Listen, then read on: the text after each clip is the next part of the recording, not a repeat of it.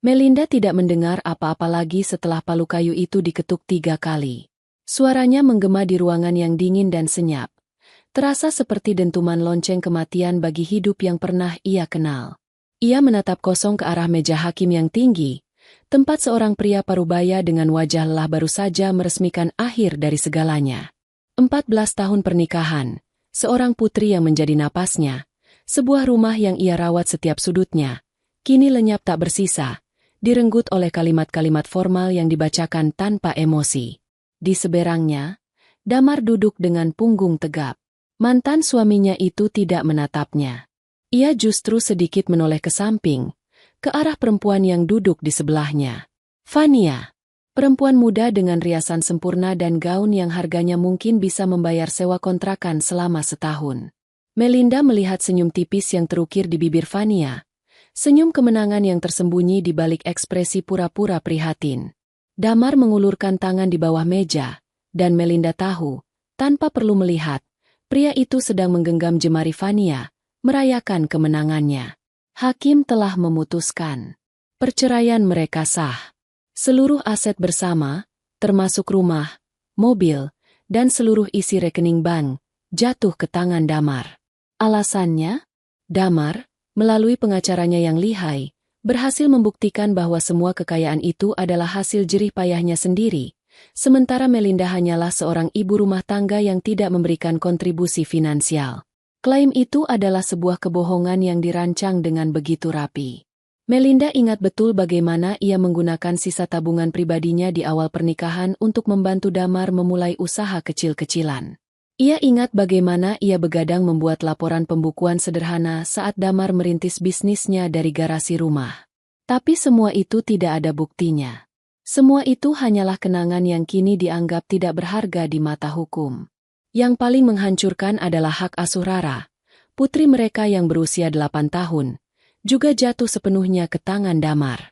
Pengacara Damar melukiskan Melinda sebagai sosok ibu yang tidak stabil secara emosional, terlalu bergantung, dan tidak akan mampu memberikan masa depan yang layak bagi putrinya tanpa dukungan finansial dari Damar.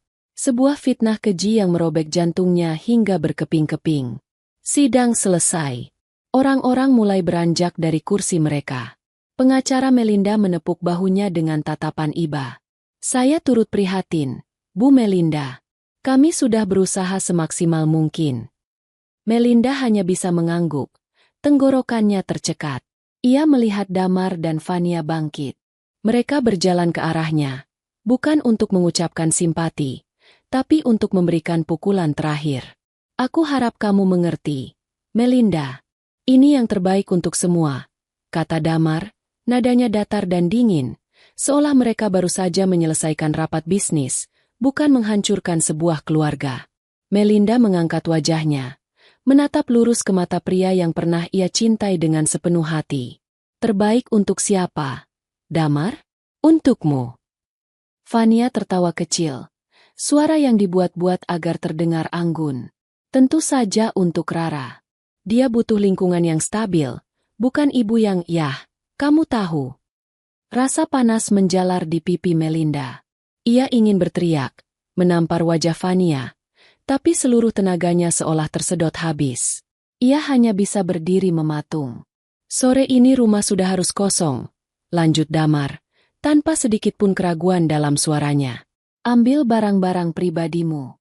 Cukup 1 koper saja. Sisanya akan aku sumbangkan. 1 koper. Seluruh hidupnya selama 14 tahun kini harus muat di dalam 1 koper. Melinda merasakan napasnya sesak. Ia melihat Damar dan Fania berjalan pergi, bergandengan tangan, meninggalkan Melinda yang berdiri sendirian di tengah koridor pengadilan yang mulai sepi. Puing-puing kehidupannya berserakan di kakinya, tajam dan menyakitkan.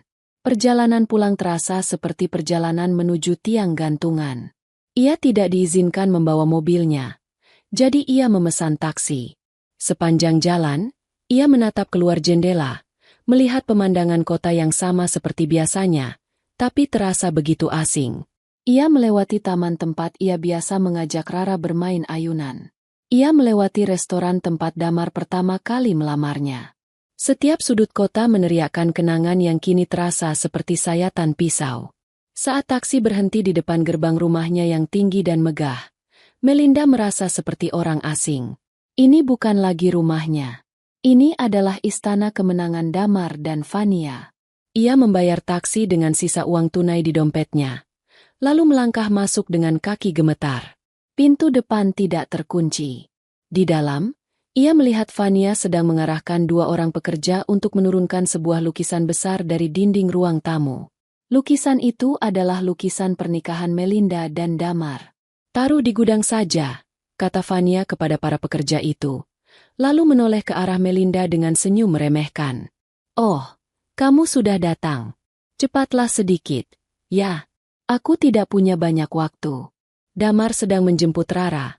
Aku ingin semua beres sebelum mereka pulang." Melinda tidak menjawab. Ia berjalan melewati Vania, menaiki tangga menuju kamarnya. Setiap langkah terasa berat. Ia membuka pintu kamar tidur utama, kamar yang pernah menjadi tempat perlindungan dan cintanya. Aromanya sudah berbeda. Aroma parfum Vania yang manis dan menyengat sudah menggantikan aroma lotion melati yang biasa Melinda pakai. Di atas tempat tidur, beberapa gaun dan tas bermerek milik Vania tergeletak begitu saja. Dengan hati yang beku, Melinda menarik sebuah koper dari dalam lemari. Ia mulai memasukkan barang-barangnya.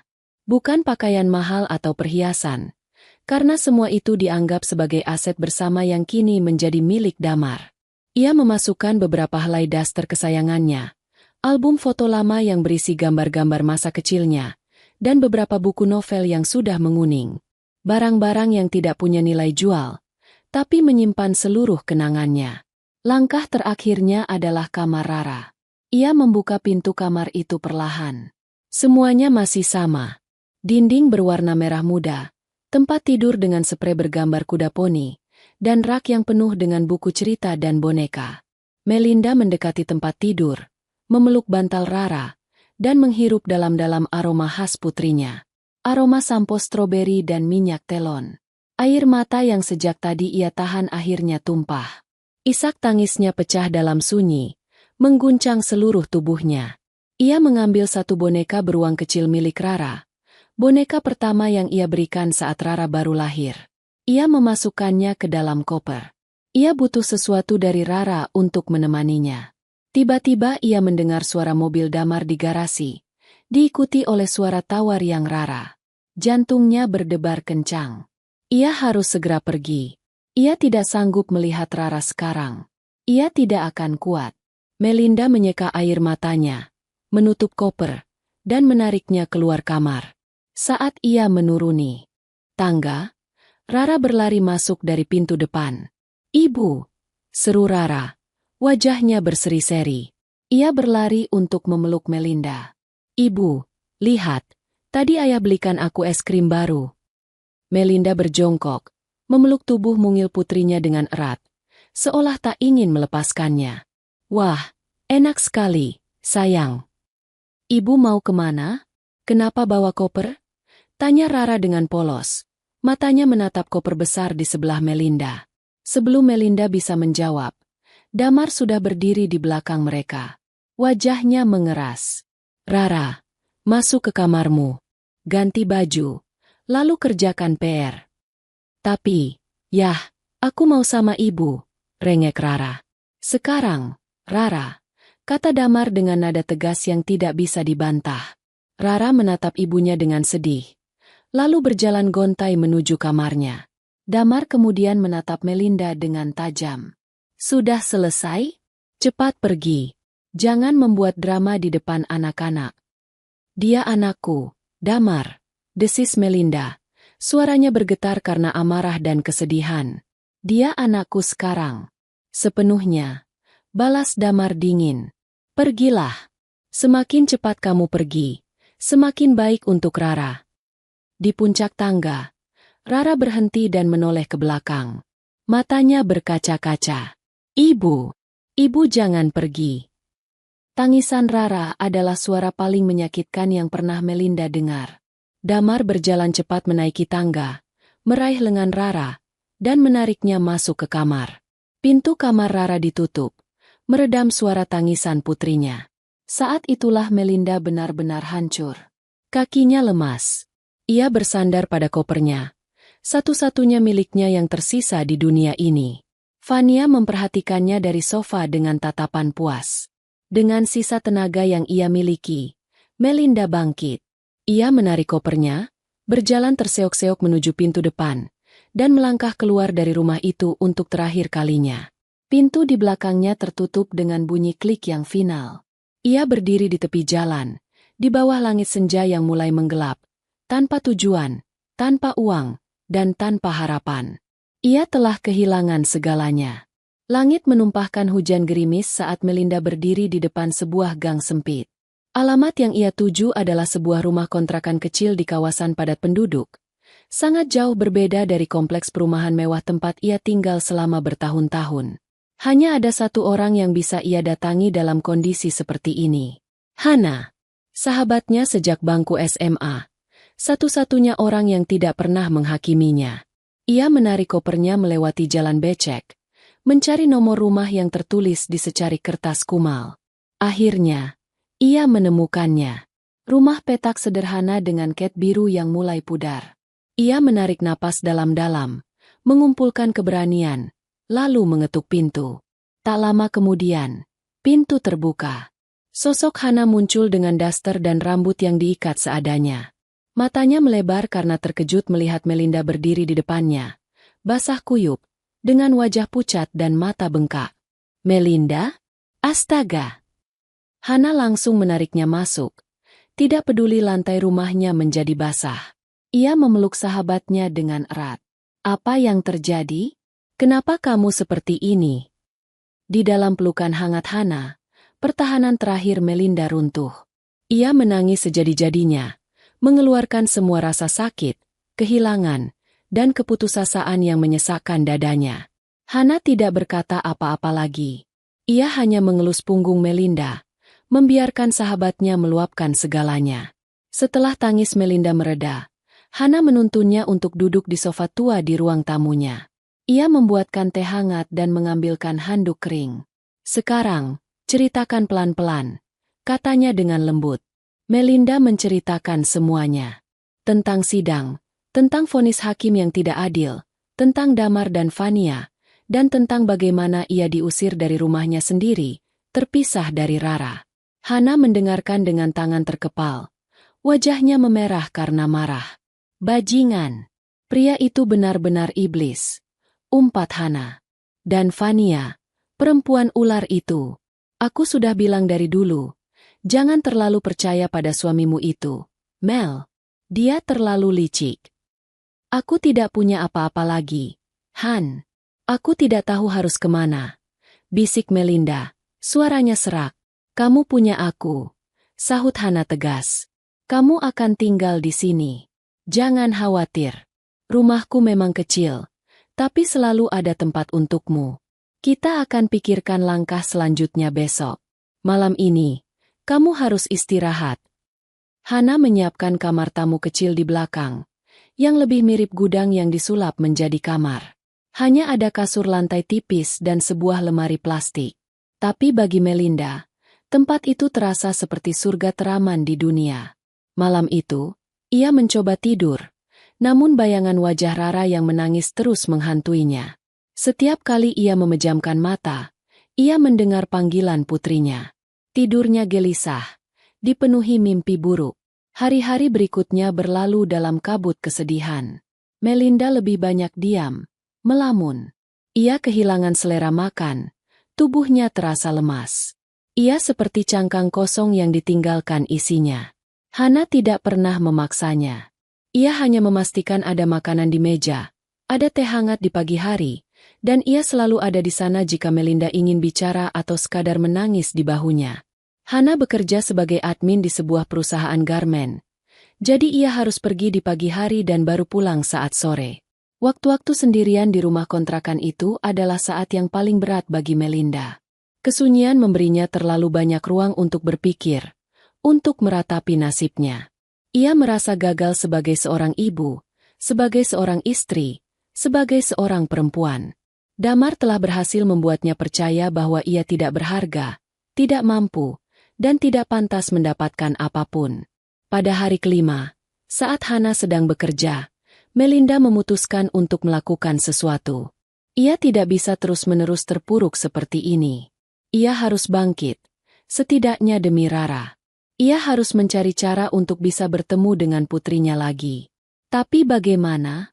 Ia tidak punya uang, tidak punya pekerjaan, tidak punya kekuatan apapun untuk melawan Damar. Dalam keputusasaan, matanya tertuju pada satu-satunya barang berharga yang ia bawa dari rumah itu, selain koper pakaiannya. Sebuah kotak kayu jati berukuran sedang, peninggalan almarhumah ibunya. Kotak itu sudah bertahun-tahun ia simpan di dalam lemari. Tidak pernah ia buka lagi sejak ibunya meninggal dunia 3 tahun lalu. Ia menarik kotak itu dari bawah tempat tidur. Debu tipis menyelimutinya. Ia mengusapnya perlahan.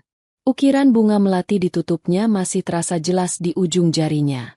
Ibunya adalah seorang perempuan sederhana, seorang penjahit rumahan yang membesarkannya seorang diri. Melinda tidak pernah tahu ibunya punya harta benda berharga. Kotak ini biasanya hanya berisi kain-kain perca, benang, dan peralatan jahit tua. Ia duduk di lantai, meletakkan kotak itu di pangkuannya. Terlintas di benaknya kenangan terakhir bersama sang ibu di rumah sakit. Ibunya yang sudah sangat lemah, menggenggam tangannya dan berbisik, "Jaga kotak itu baik-baik, Enduk. Semua yang ibu punya ada di sana. Buka hanya saat kamu benar-benar membutuhkannya." Saat itu, Melinda mengira ibunya hanya bicara melantur karena pengaruh obat. Ia pikir, semua yang ibu punya hanyalah kenangan dan cinta yang tercurah dalam barang-barang sederhana di dalam kotak itu. Tapi sekarang, apakah sekarang adalah saat yang dimaksud ibunya? Ia menatap sekeliling kamar sempit itu, memikirkan Rara, memikirkan hidupnya yang hancur. Ya, tidak ada waktu yang lebih tepat dari sekarang. Ia benar-benar membutuhkannya. Dengan tangan yang sedikit gemetar, ia membuka pengait kuningan kotak itu. Aroma kapur barus yang khas langsung menguar. Di lapisan paling atas, ada beberapa potong kain batik tua yang terlipat rapi. Kain-kain kesayangan ibunya. Melinda mengangkatnya satu persatu, meletakkannya di samping. Di bawah tumpukan kain itu, ada beberapa gulung benang, sebuah gunting jahit tua, dan sebuah kantong kain kecil berisi kancing-kancing. Semua seperti yang ia ingat. Ia hampir menyerah, berpikir bahwa memang tidak ada apa-apa di sana. Tapi saat ia hendak menutupnya kembali, tangannya menyentuh sesuatu yang keras dan dingin di dasar kotak. Jantungnya berdebar. Ia menyingkirkan semua sisa barang, dan matanya terpaku pada benda itu. Sebuah brankas. Brankas baja kecil berwarna hitam. Ukurannya tidak lebih besar dari kamus tebal. Brankas itu terlihat tua dan sedikit berkarat di beberapa sisinya. Bagaimana bisa benda seperti ini ada di sini? Ibunya tidak pernah bercerita apapun. Rasa penasaran mengalahkan segalanya. Ia mengangkat brankas itu keluar dari kotak. Cukup berat. Ia memeriksanya dari segala sisi, mencari cara untuk membukanya. Ada sebuah lubang kunci kecil di bagian depan.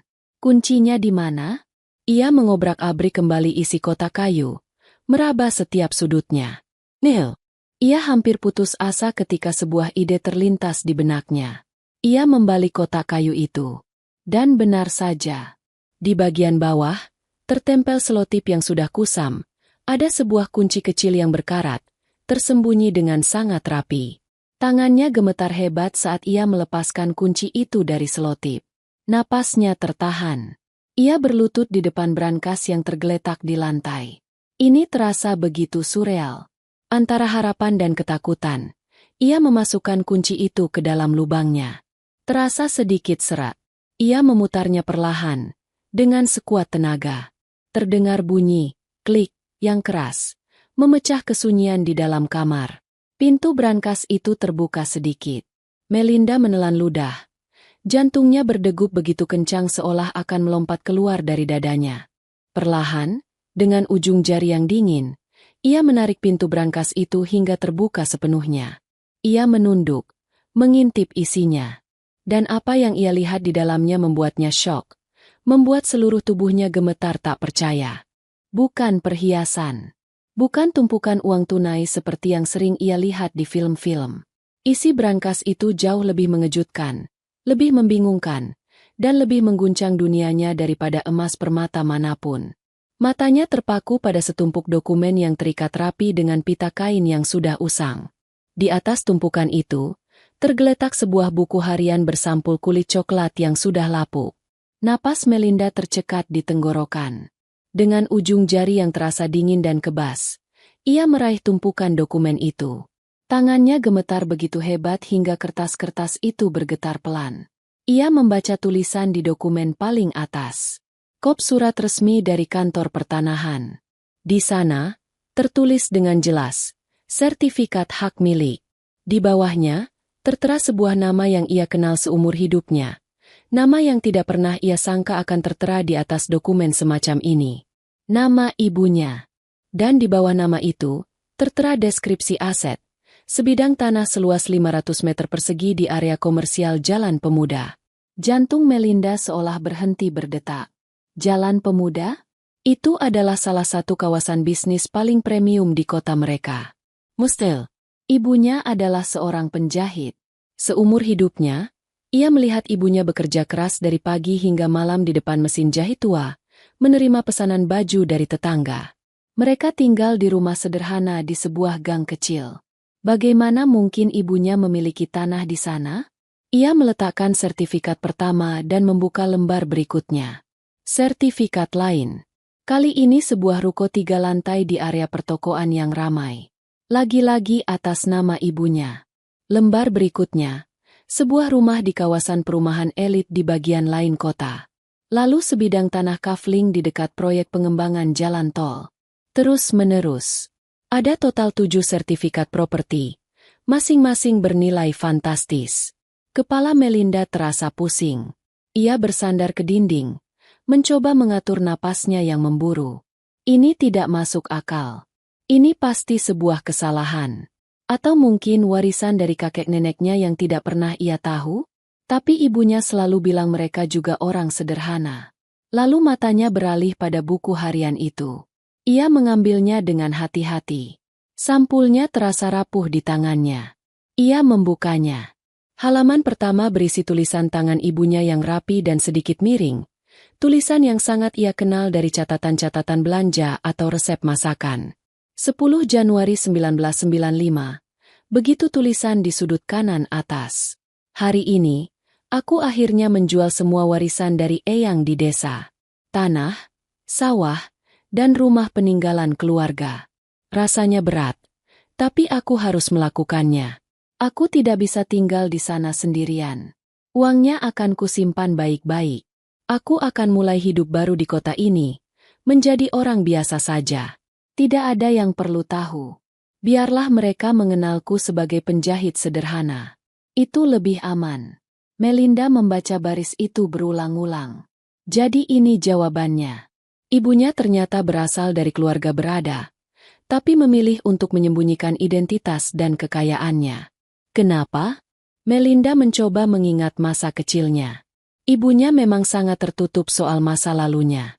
Setiap kali Melinda kecil bertanya tentang keluarga besar mereka, ibunya selalu mengalihkan pembicaraan. Ia terus membalik halaman demi halaman. Sebagian besar berisi curahan hati ibunya yang kesepian. Perjuangannya membesarkan Melinda seorang diri, dan kebahagiaan-kebahagiaan kecil saat melihat putrinya tumbuh dewasa. Melinda merasa seperti sedang mengintip bagian paling pribadi dari kehidupan wanita yang paling ia cintai. Lalu ia tiba pada bagian yang mencatat tahun-tahun setelah ia menikah dengan Damar. Tanggalnya ia ingat betul, beberapa bulan setelah pernikahan mereka. 15 Agustus 2011. Damar datang hari ini. Anak itu punya semangat kerja yang bagus. Dia punya banyak ide bisnis, tapi tidak punya modal. Dia bilang dia butuh pinjaman untuk memulai usaha pemasok alat tulis kantor. Kasihan juga melihat Melinda, istri barunya, harus hidup sangat sederhana. Aku putuskan untuk membantunya. Aku memberinya pinjaman dari sebagian uang simpananku. Kami membuat surat perjanjian sederhana. Dia berjanji akan mengembalikannya dalam 2 tahun, lengkap dengan bunganya. Semoga niatnya baik dan tulus. Di antara halaman buku harian itu, terselip selembar kertas. Surat perjanjian utang piutang di atas meterai, ditandatangani oleh Damar dan ibunya. Nominal yang tertera di sana membuat mata Melinda terbelalak. 500 juta rupiah. Saat itu, uang sebanyak itu adalah sebuah kekayaan yang tak terbayangkan. Damar selalu bercerita padanya bahwa modal awalnya hanya 10 juta rupiah. Hasil menjual sepeda motor tuanya. Sebuah kebohongan. Melinda terus membaca. Gemetar di tubuhnya kini bukan lagi karena syok, tapi karena sesuatu yang lain. Sesuatu yang terasa panas dan mulai membakar di dalam dadanya. 20 Desember 2012. Usaha Damar maju pesat. Aku senang melihatnya. Melinda juga tampak bahagia. Tapi Damar belum pernah sekalipun menyinggung soal utangnya. Saat kutanya baik-baik, dia bilang uangnya masih terus berputar untuk mengembangkan usaha. Dia minta tambahan modal untuk membuka cabang baru. Katanya ini kesempatan emas. Aku ragu, tapi dia meyakinkanku bahwa ini demi masa depan Melinda dan calon cucuku. Akhirnya aku luluh. Aku berikan lagi. Kali ini tanpa surat perjanjian. Aku percaya padanya. Dia menantuku. Melinda mencengkeram buku harian itu erat-erat. Ia ingat betul akhir tahun 2012. Saat itu ia sedang hamil besar mengandung Rara. Damar tiba-tiba membeli sebuah mobil sedan baru. Saat Melinda bertanya dari mana uangnya, Damar menjawab dengan bangga bahwa itu adalah hasil kerja kerasnya. Bonus akhir tahun dari proyek besar yang ia menangkan. Lagi-lagi sebuah kebohongan. Uang itu adalah uang ibunya. Halaman-halaman berikutnya adalah catatan yang menyakitkan dari penipuan yang sistematis. Damar terus-menerus datang kepada ibunya, meminta pinjaman atau dana investasi dengan berbagai alasan. Membeli ruko baru, menyewa gudang yang lebih besar, menyuap oknum untuk memenangkan tender. Setiap kali, ia menggunakan Melinda dan Rara sebagai tameng, sebagai alasan bahwa semua ini demi masa depan mereka. Dan ibunya, yang begitu menyayangi putri dan cucunya, selalu memberikannya. Catatan. Ibunya mulai dipenuhi keraguan dan kekhawatiran. 5 Juni 2015. Gaya hidup Damar dan Melinda berubah drastis. Mereka pindah ke rumah yang lebih besar. Melinda punya mobil sendiri. Aku senang melihat putriku hidup nyaman. Tapi hatiku tidak tenang. Damar semakin sulit ditemui. Setiap kali aku mencoba bicara soal bisnis atau uang yang kuinvestasikan, dia selalu punya alasan untuk menghindar. Dia bilang aku tidak akan mengerti istilah-istilah bisnis yang rumit. Dia bilang, "Ibu tenang saja, semuanya aman di tangan Damar. Anggap saja ini tabungan ibu untuk hari tua." Tabungan hari tua. Melinda merasakan mual yang hebat. Ia teringat percakapan itu. Ia ada di sana saat ibunya bertanya. Dan ia, dengan bodohnya, ikut membela Damar. "Sudahlah, Bu. Damar kan lebih tahu soal bisnis. Ibu percaya saja padanya." Begitu katanya waktu itu. Ia merasa begitu bodoh, begitu naif. Pukulan terakhir datang dari beberapa halaman terakhir sebelum ibunya jatuh sakit. Di sana, terselip beberapa bukti transfer bank dan fotokopi kwitansi. 11 Maret 2021. Hari ini Damar datang membawakanku beberapa lembar dokumen.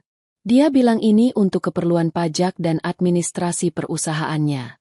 Dia butuh aku menandatanganinya sebagai saksi atau semacamnya. Mataku sudah tidak begitu awas, dan aku percaya penuh padanya. Aku tanda tangan saja di tempat yang ia tunjukkan. Setelah dia pergi, perasaanku tidak enak, tapi aku menepisnya. Tidak mungkin Damar menipu ibu mertuanya sendiri. Melinda menatap lembaran fotokopi di tangannya. Itu adalah surat kuasa.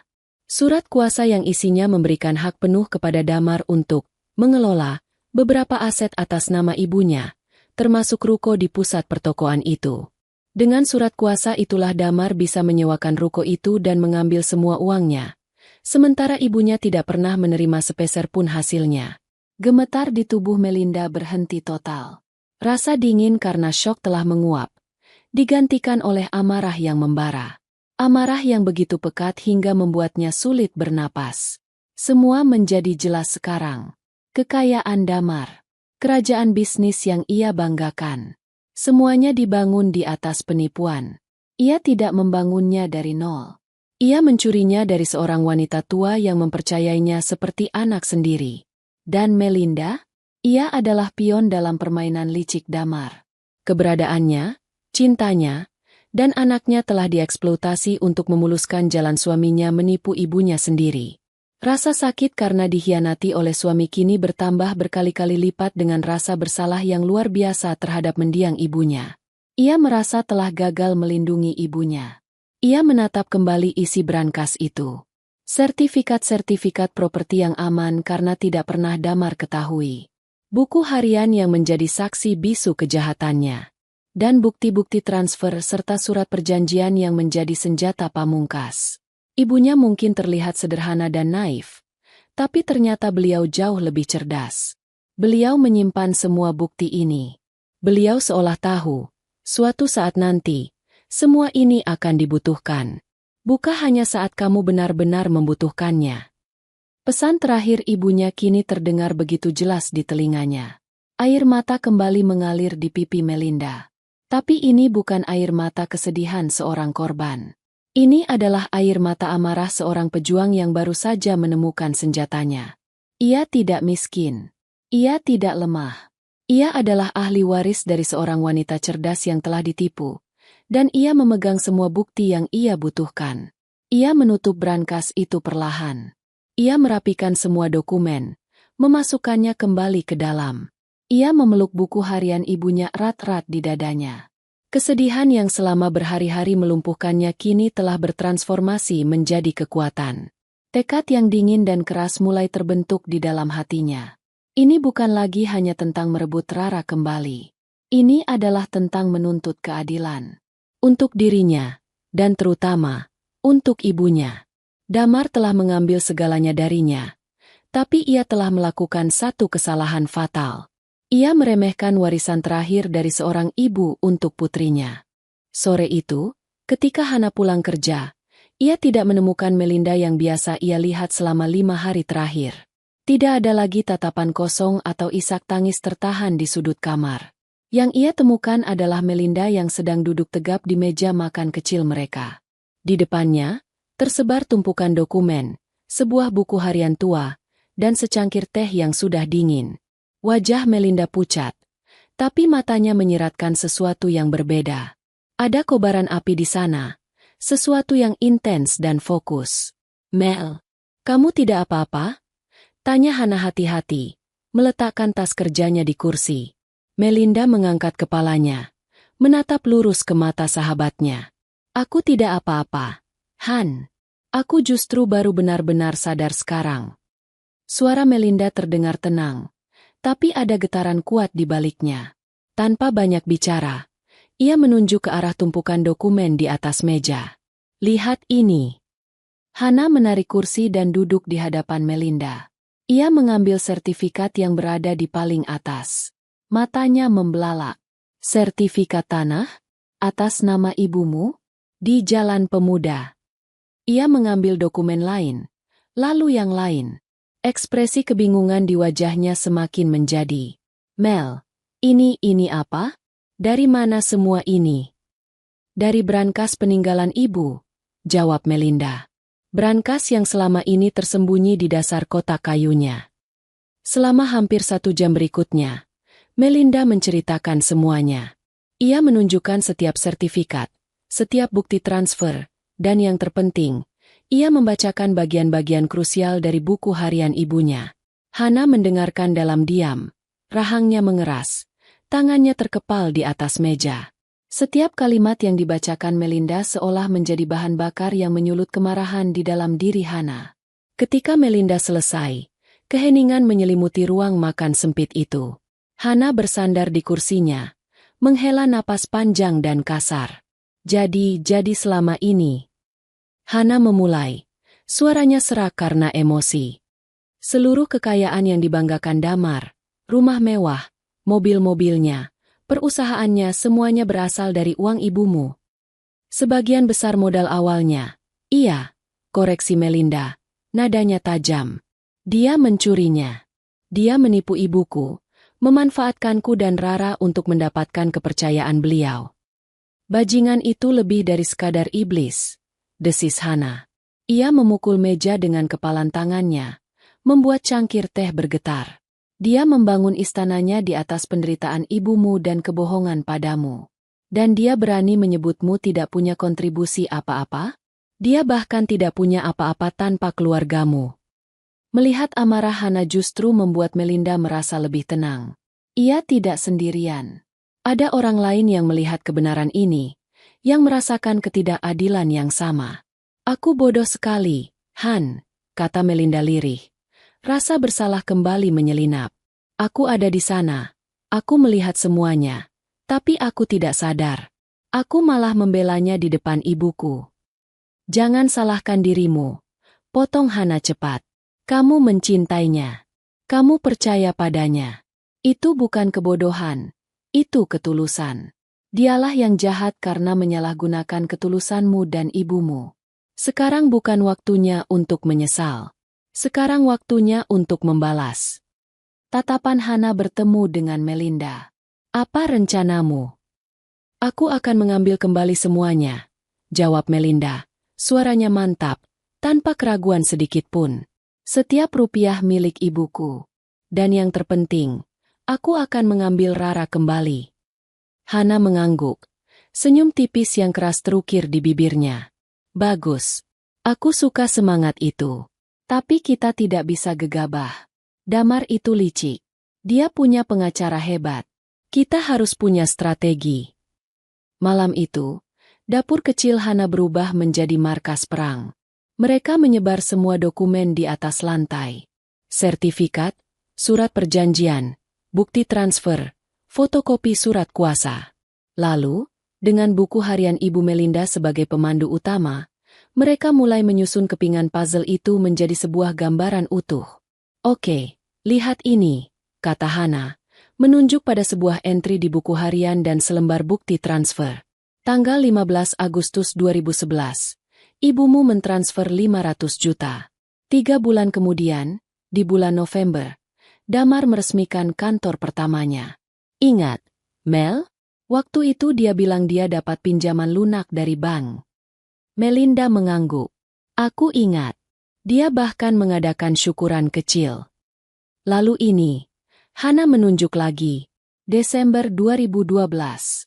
Ibumu memberikan pinjaman lagi, tanpa surat perjanjian. Sebulan kemudian, Januari 2013, kamu cerita padaku Damar membeli mobil sedan baru untuk hadiah kelahiran Rara. Mereka terus melakukannya selama berjam-jam. Mencocokkan setiap catatan di buku harian dengan peristiwa yang Melinda ingat. Pembelian ruko, perluasan gudang, perjalanan bisnis mewah ke luar negeri. Semuanya sinkron. Setiap lonjakan kesuksesan Damar selalu didahului oleh aliran dana dari Ibu Melinda. Polanya begitu jelas, begitu terang-terangan, hingga terasa menyakitkan. Mereka sedang membedah sebuah kebohongan besar yang telah berlangsung selama lebih dari 1 dekade. Ini gila, gumam Hana, menggelengkan kepalanya tak percaya. Dia benar-benar menguras harta ibumu sampai kering.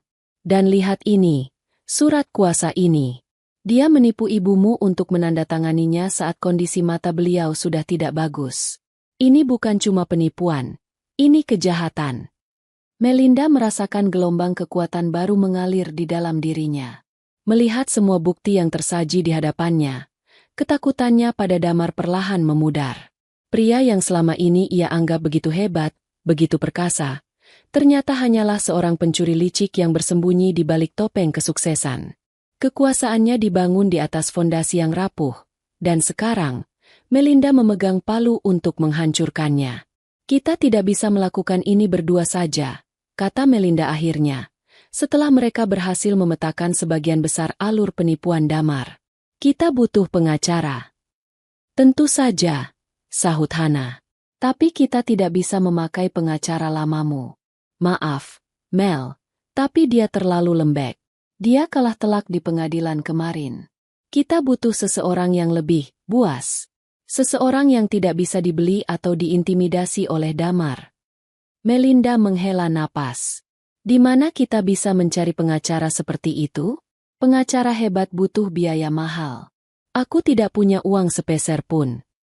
Hana terdiam sejenak, tampak berpikir keras. Tiba-tiba matanya berbinar. Tunggu sebentar. Aku teringat sesuatu.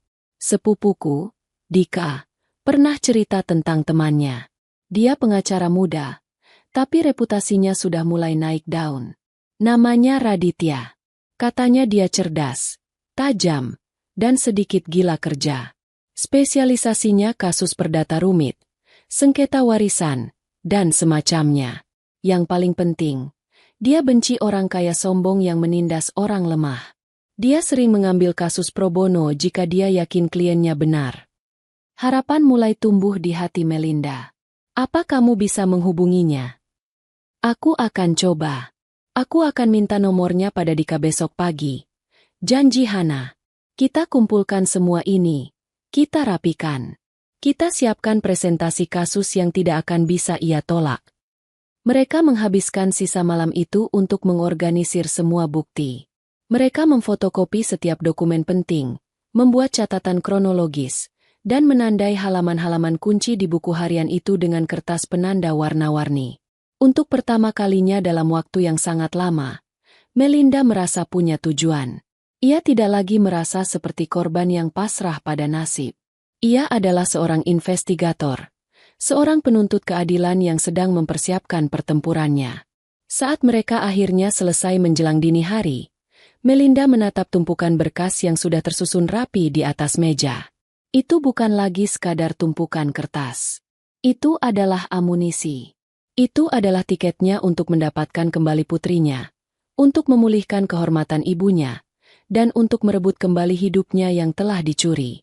Terima kasih, Han, bisik Melinda, matanya berkaca-kaca.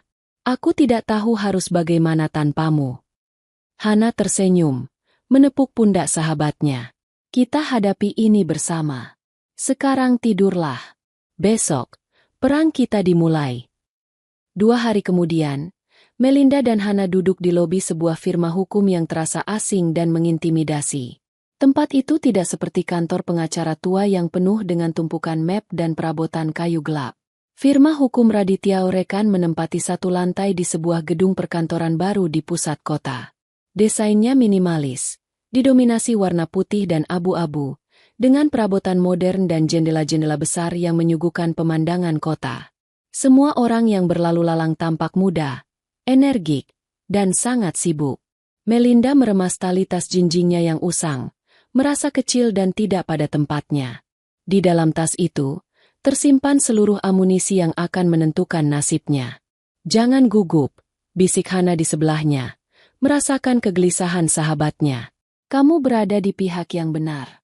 Ingat itu. Melinda mengangguk, mencoba menarik napas dalam-dalam. Jantungnya berdebar kencang. Setelah Hana berhasil mendapatkan nomor telepon Raditya dari sepupunya, mereka berhasil membuat janji temu. Prosesnya tidak mudah. Sekretarisnya terdengar sangat profesional dan jadwal pengacara itu tampaknya sangat padat.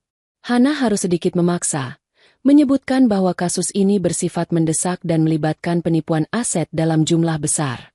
Akhirnya, mereka diberi slot waktu 30 menit di sela-sela jadwal persidangannya. 30 menit untuk meyakinkan seseorang agar mau memperjuangkan hidupnya. Seorang wanita muda memanggil nama Melinda, lalu mengantar mereka menyusuri koridor berdinding kaca menuju sebuah ruangan di sudut. Ruangan Raditya tidak terlalu besar, tapi tertata dengan sangat efisien. Satu dinding penuh dengan rak buku yang berisi buku-buku hukum tebal. Meja kerjanya bersih. Hanya ada laptop, beberapa tumpukan dokumen yang tersusun rapi, dan sebuah bingkai foto kecil yang menghadap ke arahnya. Raditya bangkit dari kursinya untuk menyambut mereka. Ia tidak seperti yang Melinda bayangkan. Ia masih sangat muda, mungkin baru awal 30-an. Perawakannya tinggi dan ramping. Ia mengenakan kemeja putih yang lengannya digulung rapi hingga ke siku, memperlihatkan jam tangan sederhana namun elegan. Rambutnya disisir rapi, dan matanya di balik kacamata berbingkai tipis tampak tajam dan cerdas. Tidak ada senyum basa-basi di wajahnya, hanya ekspresi fokus dan profesional. Selamat siang, Ibu Melinda, Ibu Hana. Silakan duduk, katanya. Suaranya tenang dan jelas. Sekretaris saya bilang ada hal mendesak yang ingin dibicarakan. Waktu saya tidak banyak, jadi mari kita langsung ke intinya. Sikapnya yang lugas dan sedikit terburu-buru membuat nyali Melinda semakin menciut. Ia duduk di kursi di hadapan Raditya, sementara Hana duduk di sebelahnya, memberikan dukungan dalam diam. Baik, Pak Raditya. Terima kasih atas waktunya. Melinda memulai. Suaranya sedikit bergetar. Ia meletakkan tasnya di pangkuan dan mulai mengeluarkan isinya. Pertama, ia mengeluarkan buku harian ibunya. Ini adalah peninggalan almarhumah ibu saya. Raditya melirik buku tua itu sekilas. Ekspresinya tidak berubah. Mungkin ia mengira ini hanyalah kasus sengketa warisan biasa yang dipenuhi drama keluarga. Melinda melanjutkan, suaranya perlahan menjadi lebih stabil saat ia mulai menceritakan kisahnya. Ia tidak memulai dari perceraiannya, tapi dari awal mula penipuan itu. Ia menceritakan tentang bagaimana ibunya, seorang penjahit sederhana, ternyata memiliki warisan yang disembunyikan. Ia menceritakan tentang pinjaman modal pertama yang diberikan ibunya kepada Damar, menantunya saat itu. Mantan suami saya, Damar, selalu berkata pada saya bahwa ia memulai bisnisnya dari nol. Jelas Melinda, membuka buku harian itu ke halaman yang sudah ia tandai. Tapi di sini, ibu saya mencatat bahwa beliau memberinya pinjaman sebesar 500 juta rupiah sebagai modal awal. Ia mendorong buku harian itu ke seberang meja. Raditya meliriknya, tapi tidak menyentuhnya. Ia hanya mendengarkan. Jari-jarinya saling bertaut di atas meja. Kemudian, Melinda mengeluarkan surat perjanjian utang yang asli. Dan ini bukti perjanjiannya. Kali ini, Raditya sedikit mencondongkan tubuhnya ke depan. Ia mengambil surat itu. Matanya bergerak cepat membaca isinya. Ia menatap tanda tangan Damar. Lalu nominal yang tertera. Alisnya sedikit terangkat. Melinda terus membeberkan semuanya. Ia mengeluarkan bukti transfer, fotokopi surat kuasa, dan sertifikat-sertifikat properti milik ibunya yang tidak pernah diketahui Damar. Ia menyusunnya satu persatu di atas meja, mengubah permukaan meja kerja yang rapi itu menjadi hamparan bukti kejahatan. Dengan bantuan Hana, ia menjelaskan kronologinya, mencocokkan setiap catatan di buku harian dengan bukti fisik yang mereka miliki.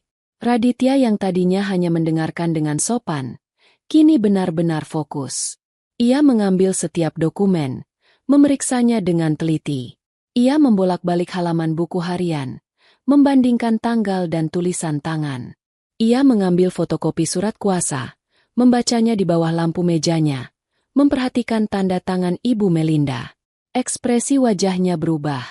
Sikap profesional yang dingin perlahan terkikis, digantikan oleh minat yang tajam.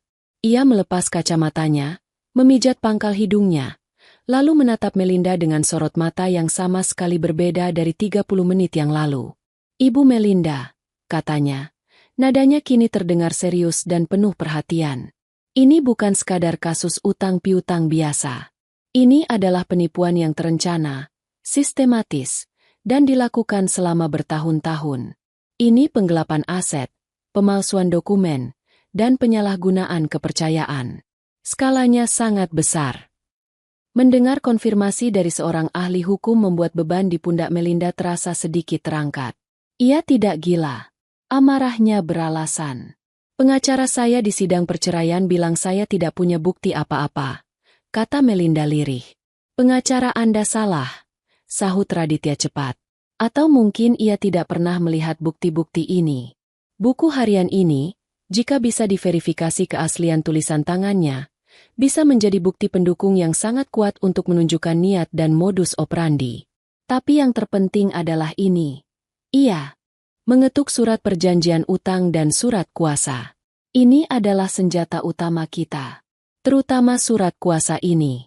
Kita bisa berargumen bahwa mantan suami Anda mendapatkan tanda tangan ini dengan cara menipu, memanfaatkan kondisi kesehatan dan usia ibu Anda saat itu. Ini adalah tindak pidana.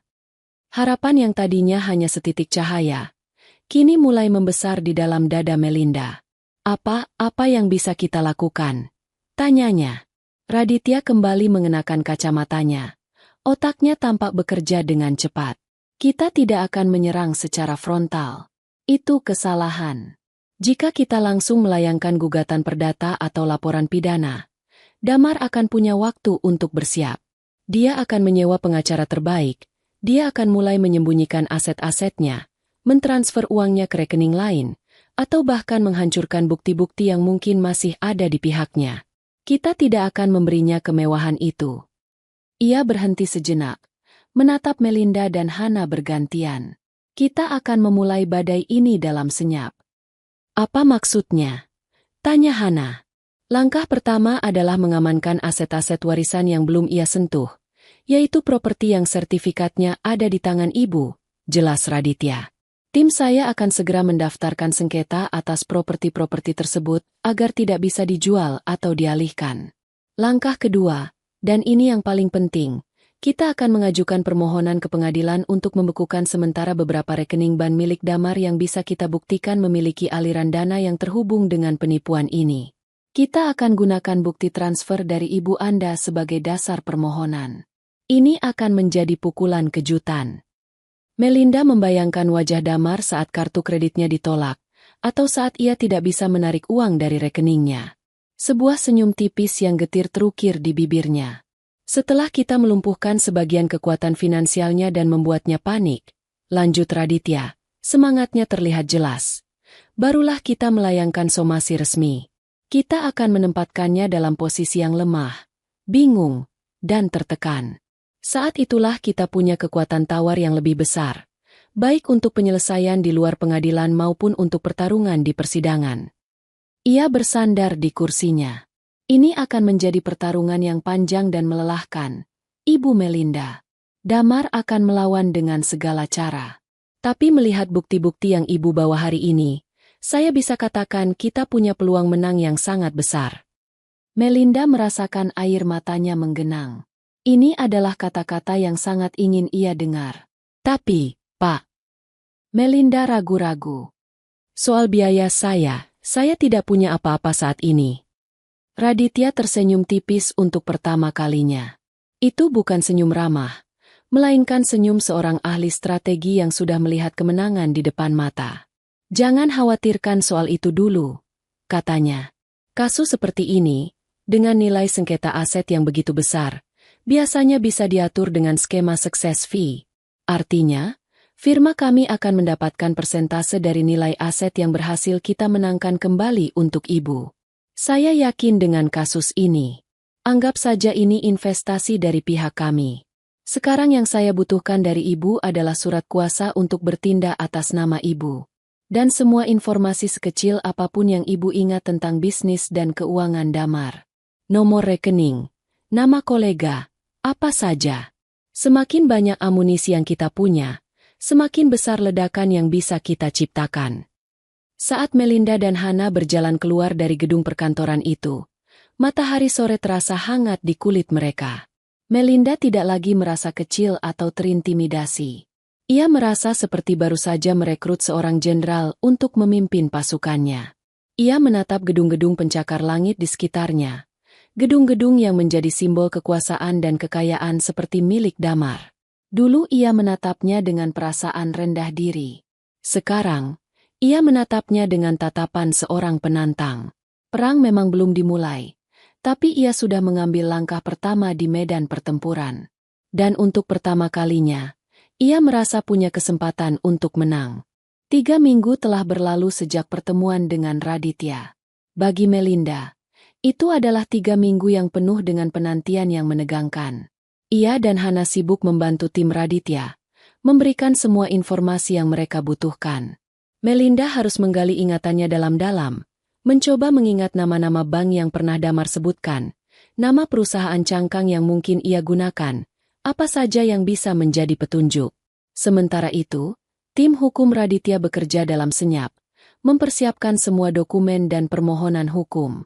Raditya melarang Melinda untuk mencoba menghubungi Rara atau melakukan kontak apapun dengan pihak Damar.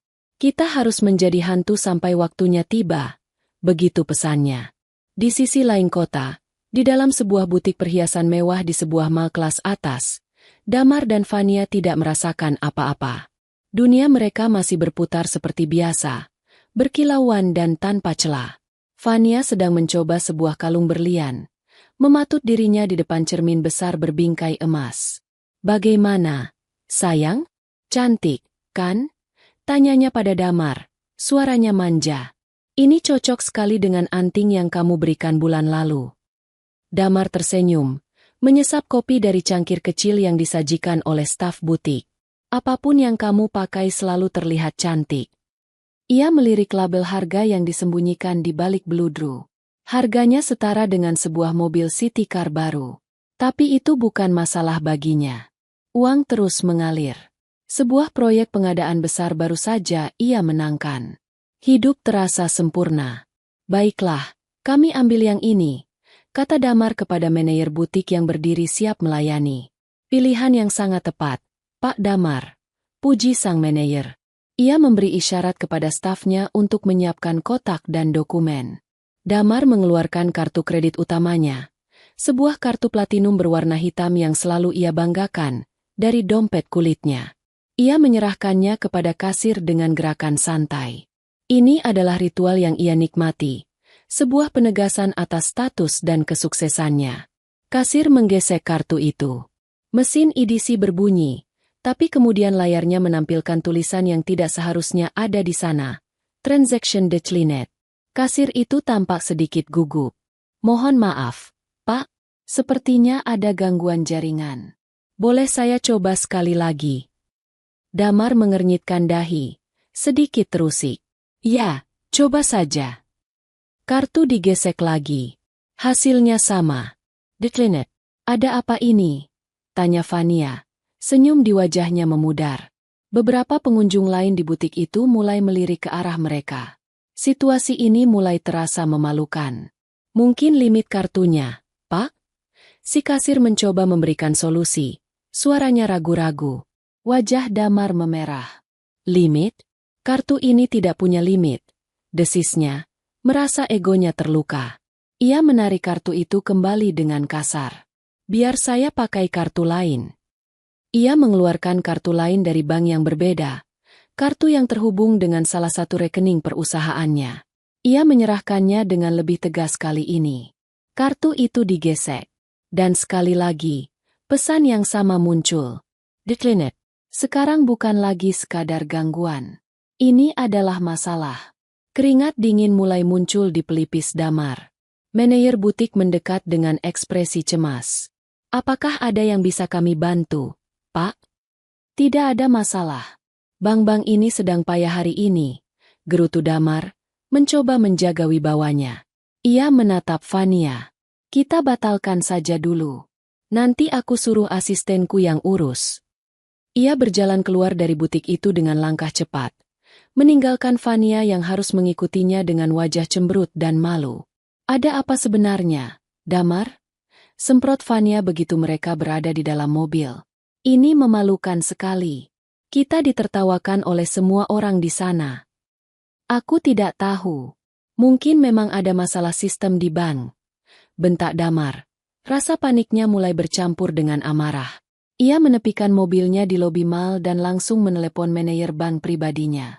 "Halo, Rian? Ini saya Damar. Ada masalah apa dengan rekening saya? Semua kartu saya ditolak." Di seberang telepon, suara Rian terdengar hati-hati dan formal, tidak seramah biasanya. "Selamat siang, Pak Damar. Mohon ditunggu sebentar. Saya periksa dulu." Damar menunggu dengan tidak sabar, mengetuk-ngetukkan jarinya di setir mobil. Fania memperhatikannya dengan tatapan menuduh. "Pak Damar." Suara Rian kembali terdengar. "Menurut data kami, ada perintah pembekuan sementara dari pengadilan terhadap 2 rekening atas nama Bapak dan 1 rekening atas nama perusahaan Bapak, PT Jaya Abadi." Dunia Damar seolah berhenti berputar sejenak. "Apa? Pembekuan? Dari pengadilan? Atas dasar apa? Siapa yang melakukannya?" Rentetan pertanyaan keluar dari mulutnya. "Mohon maaf, Pak. Informasi yang kami terima sangat terbatas. Hanya tertera nomor surat perintah dan keterangan, dalam proses sengketa hukum oleh pihak ketiga. Untuk detailnya, kami sarankan Bapak menghubungi penasihat hukum Bapak. Pihak ketiga, sengketa hukum, otak Damar langsung bekerja. Siapa musuhnya? Pesaing bisnis yang ia kalahkan dalam tender terakhir?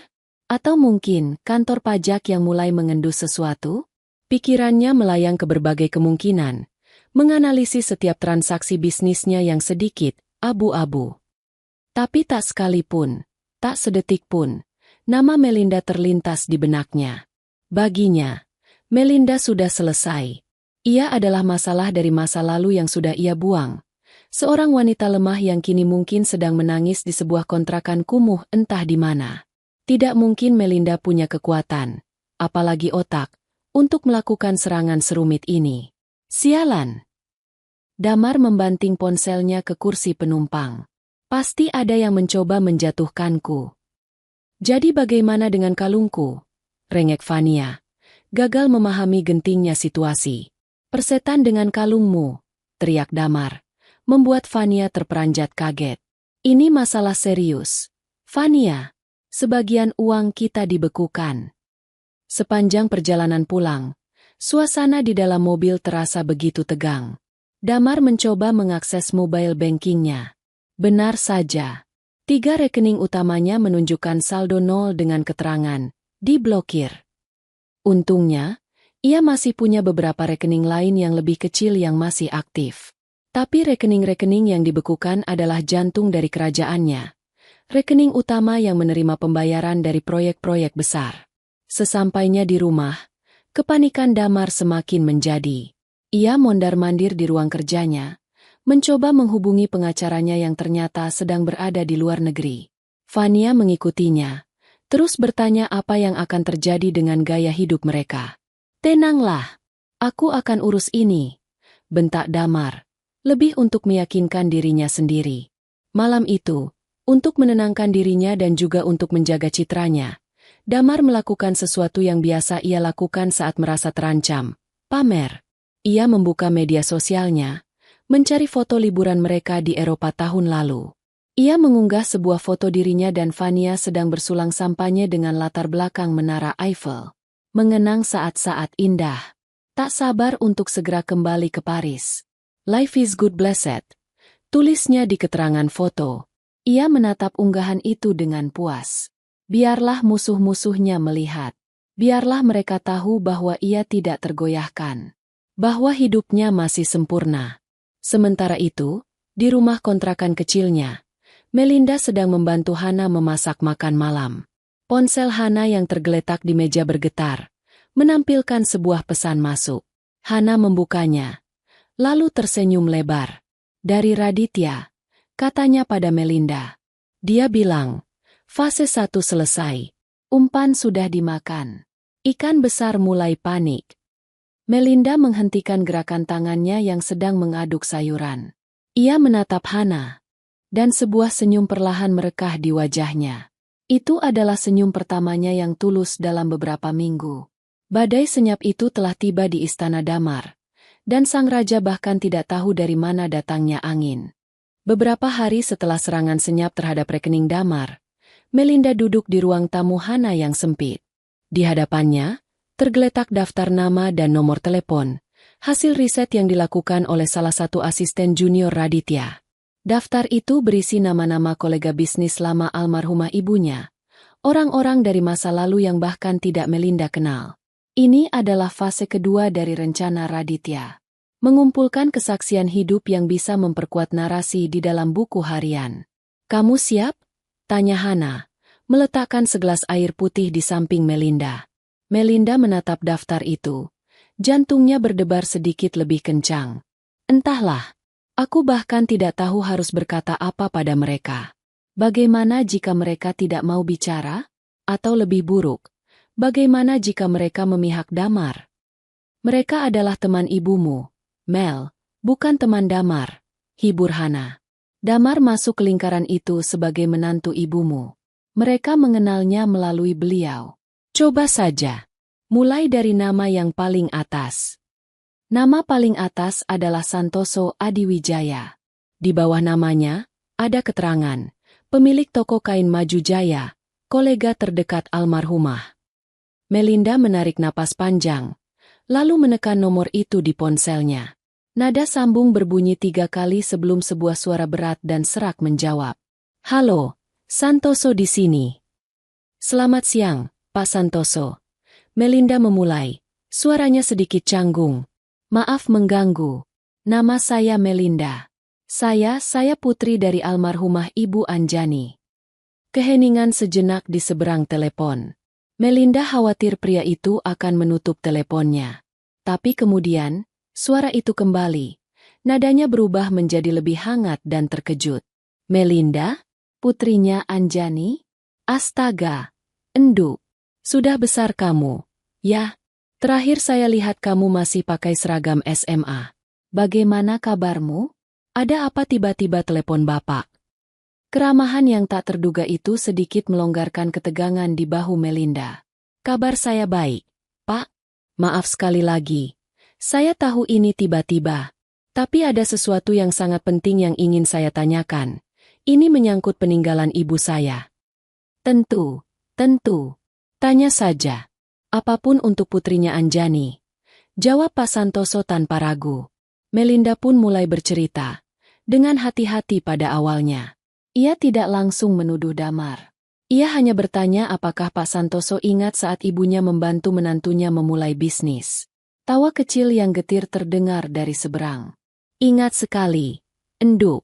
Ibumu itu hatinya terlalu baik. Waktu itu kami semua, teman-teman bisnisnya, sudah menasihati. Jangan mudah percaya. Apalagi sama anak muda yang ambisius seperti Damar itu. Tapi ibumu bilang, dia suami Melinda. Masa aku tidak bantu? Ini juga untuk masa depan cucuku nanti. Ya sudah, kami bisa apa? Jantung Melinda terasa diremas. Jadi semua orang tahu, kecuali dirinya. Pak Santoso, apakah Bapak tahu seberapa besar ibu saya membantunya? Tanya Melinda, suaranya bergetar. Wah, kalau nominal pastinya saya tidak tahu. Itu kan urusan pribadi ibumu. Tapi yang saya tahu, bantuannya tidak kecil. Sangat tidak kecil. Damar itu datang tanpa modal apa-apa. Endu. Yang dia punya hanya proposal bisnis yang muluk-muluk. Ibumulah yang memodali semuanya di awal. Membeli ruko pertama. Mengisi stok barang. Ibumu bahkan menjaminkan salah satu asetnya untuk pinjaman bank pertama Damar. Kami semua tahu itu. Kami kira kamu juga tahu. Setiap kata dari Pak Santoso adalah paku yang menancap di peti mati kebohongan Damar. Saya tidak tahu, Pak. Damar bilang semua adalah hasil kerja kerasnya sendiri. Pak Santoso menghela napas panjang. Anjani itu terlalu polos. Setelah usahanya jalan, Damar itu perlahan menjauhkan ibumu dari lingkaran bisnis. Alasannya klasik, biar ibu tidak usah pusing, biar Damar yang urus semuanya. Padahal dia hanya tidak mau ada yang tahu asal-usul modalnya. Ibumu sering mengeluh sama saya, merasa seperti orang asing di perusahaan yang dia bantu bangun. Tapi dia tidak mau membuatmu khawatir. Air mata Melinda mulai menggenang. Pak, jika suatu saat nanti saya membutuhkan kesaksian Bapak mengenai hal ini di pengadilan, apakah Bapak bersedia? Tanpa kamu minta pun, saya bersedia. Jawab Pak Santoso dengan mantap. Ini soal membela kehormatan sahabat saya. Anjani itu orang paling jujur yang pernah saya kenal. Tidak adil kalau hasil jerih payah dan kebaikannya dinikmati oleh penipu seperti itu. Hubungi saja saya kapanpun kamu butuh. Percakapan itu memberikan Melinda kekuatan yang luar biasa. Ia melanjutkan ke nama berikutnya. Seorang wanita bernama Retno, seorang pemasok bahan garmen.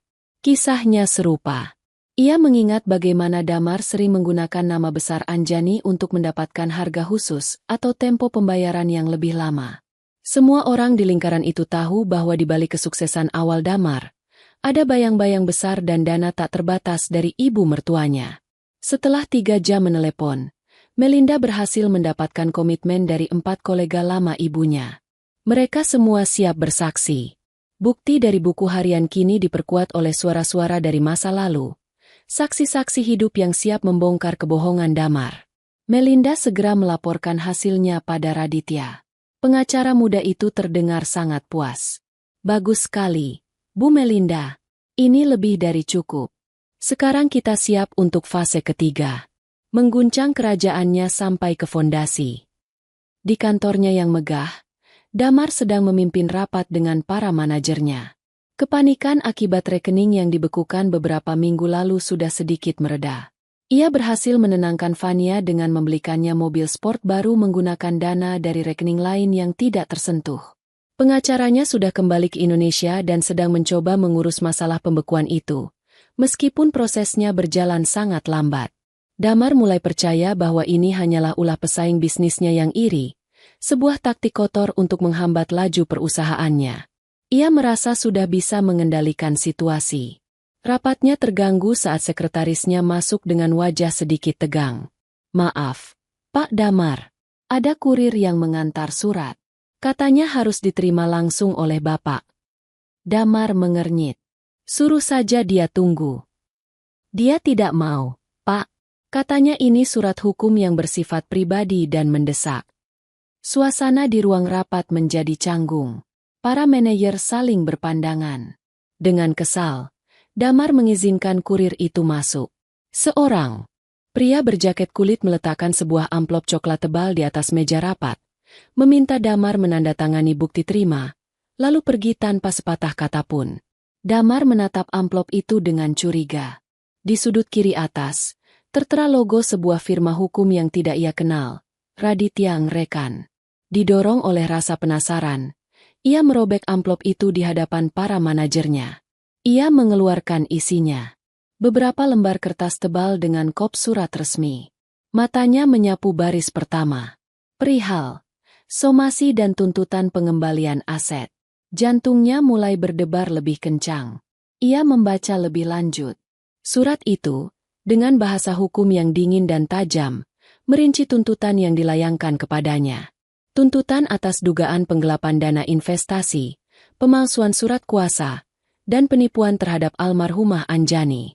Nilai total aset yang dituntut nominalnya begitu besar hingga membuat Damar merasa mual. Tapi bukan itu yang membuatnya paling syok.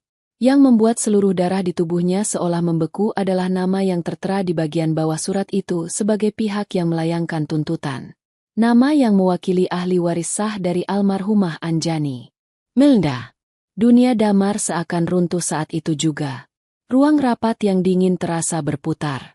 Suara para manajernya yang bertanya apakah ia baik-baik saja terdengar seperti dengungan dari kejauhan. Melinda. Wanita lemah yang ia usir hanya dengan satu koper. Wanita yang ia anggap sudah hancur dan tidak berdaya. Wanita yang selama ini ia remehkan. Bagaimana mungkin? Dari mana ia mendapatkan semua ini? Firma hukum sekelas ini? Tuntutan yang begitu detail dan spesifik? Amarah yang luar biasa besar, yang lahir dari keterkejutan dan rasa takut, meledak di dalam dirinya. Ini penghinaan. Ini deklarasi perang dari semut yang seharusnya sudah ia injak sampai mati. Rapat selesai, teriaknya, membuat semua orang di ruangan itu terlonjak kaget. Para manajernya bergegas keluar, tidak berani menatap wajah bos mereka yang merah padam. Begitu sendirian, Damar menyapu semua yang ada di atas meja rapatnya dengan lengannya. Gelas, laptop, tumpukan berkas, semuanya berjatuhan ke lantai dengan suara gaduh. Ia mencengkeram surat somasi itu, meremasnya hingga lecek di tangannya. Ia tidak percaya ini. Melinda tidak mungkin bisa melakukan ini sendirian. Pasti ada yang membantunya. Tapi siapa? Dan dari mana ia mendapatkan uang untuk menyewa pengacara? Ia mencoba menghubungi Melinda, tapi nomornya sudah tidak aktif. Kemarahan karena tidak bisa melampiaskan emosinya membuatnya semakin frustrasi. Ia membanting kursinya ke dinding.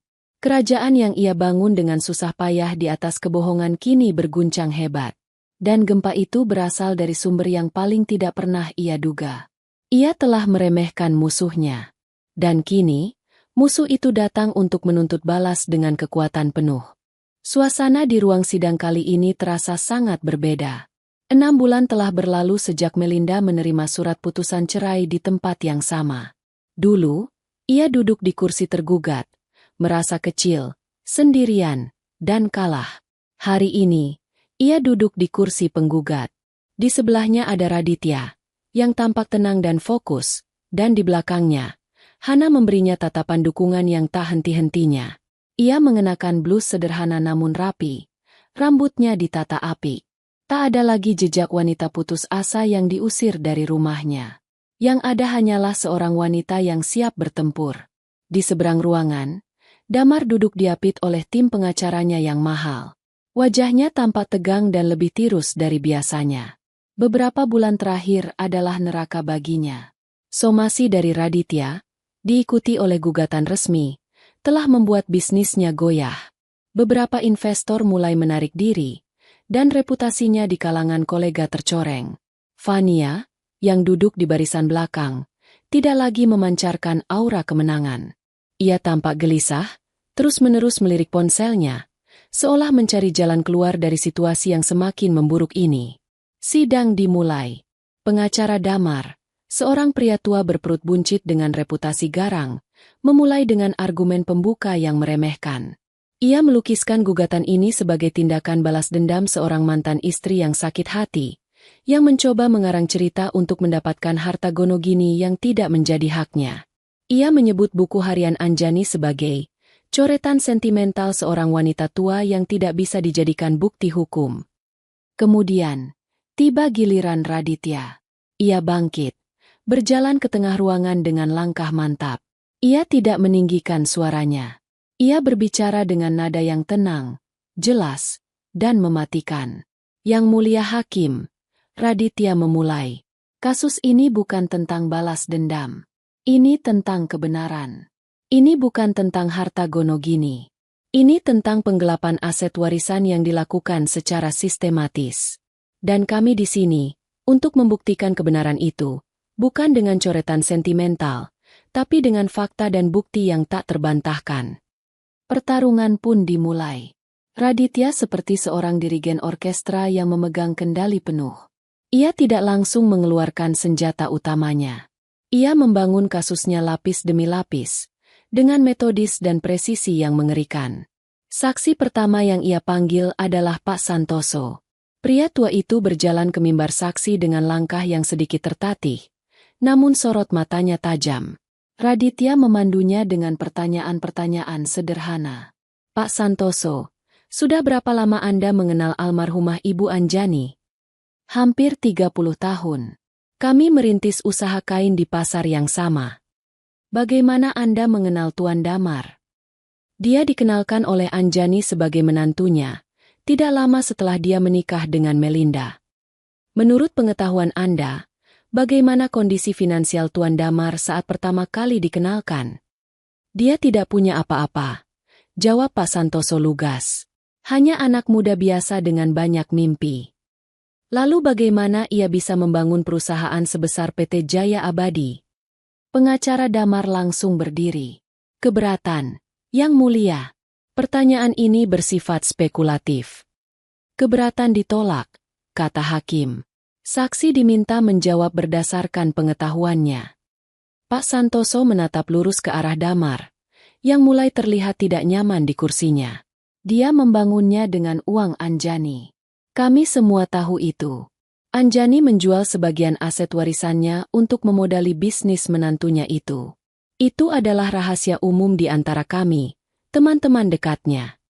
Kesaksian dari Pak Santoso, diikuti oleh Bu Retno dan dua kolega lainnya, melukiskan gambaran yang konsisten. Gambaran tentang seorang ibu mertua yang baik hati dan seorang menantu yang ambisius dan manipulatif. Wajah sombong Damar perlahan mulai memudar, digantikan oleh ekspresi tegang. Pukulan berikutnya datang saat Raditya menampilkan bukti-bukti dokumen di layar proyektor besar. Pertama, surat perjanjian utang 500 juta rupiah. Tanda tangan Damar terpampang jelas. Tidak bisa disangkal. Terdakwa akan berdalih bahwa utang ini sudah lunas, kata Raditya kepada hakim. Tapi kami menantang pihak terdakwa untuk menunjukkan bukti transfer pelunasannya. Satu saja.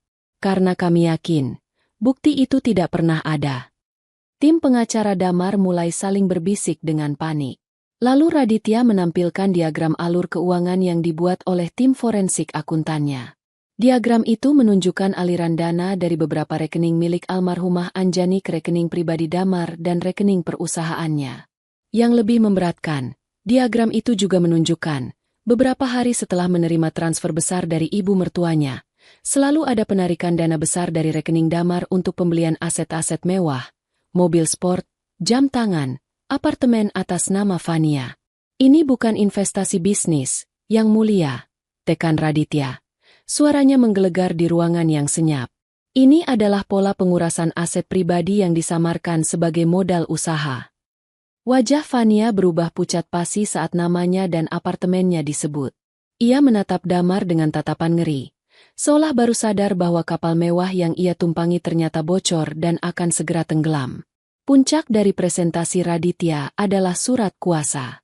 Ia memanggil seorang saksi ahli grafologi untuk menganalisis tanda tangan almarhumah Anjani di surat itu dan membandingkannya dengan tanda tangan beliau di dokumen-dokumen lain dari periode yang sama. Tanda tangan di surat kuasa ini, jelas sang ahli, menunjukkan getaran dan tekanan yang tidak konsisten. Ini adalah ciri khas tanda tangan dari orang yang berada di bawah tekanan, atau orang dengan kondisi penglihatan yang sudah sangat menurun sehingga tidak bisa melihat dengan jelas apa yang ia tanda tangani. Akhirnya, tiba saat yang paling dinanti sekaligus paling ditakuti oleh Melinda. Raditya memanggil namanya. Pihak penggugat memanggil saksi, Melinda. Dengan kaki yang terasa sedikit lemas, Melinda berjalan menuju mimbar saksi. Ia mengucapkan sumpah. Tangannya diletakkan di atas kitab suci. Ia duduk, mencoba untuk tidak melihat ke arah Damar. Tapi ia bisa merasakan tatapan tajam pria itu menusuknya. Raditya memulai dengan pertanyaan-pertanyaan ringan, tentang pernikahannya, tentang hubungannya dengan ibunya, membiarkan Melinda merasa nyaman. Lalu, ia mulai masuk ke inti permasalahan. Ibu Melinda, apakah suami Anda saat itu pernah bercerita dari mana ia mendapatkan modal awal untuk bisnisnya? Ya, jawab Melinda, suaranya jelas. Dia bilang itu dari hasil menjual sepeda motor tuanya dan sedikit tabungan. Dia selalu bangga menyebut dirinya sebagai pengusaha yang merintis dari nol. Apakah dia pernah menyebutkan pinjaman sebesar 500 juta dari ibu Anda? Tidak pernah. Raditya berjalan mendekat. Ibu Melinda, tolong lihat ke arah Tuan Damar. Dengan berat hati, Melinda mengangkat wajahnya dan menatap lurus ke mata pria yang telah menghancurkan hidupnya. Amarah, kekecewaan, dan rasa sakit yang selama ini ia pendam bergejolak di dalam dirinya. Ibu Melinda, lanjut Raditya. Suaranya melembut namun tetap tegas. Ceritakan pada majelis hakim. Pria yang duduk di sana, pria yang pernah menjadi suami Anda, pria yang dipercaya oleh ibu Anda seperti putranya sendiri.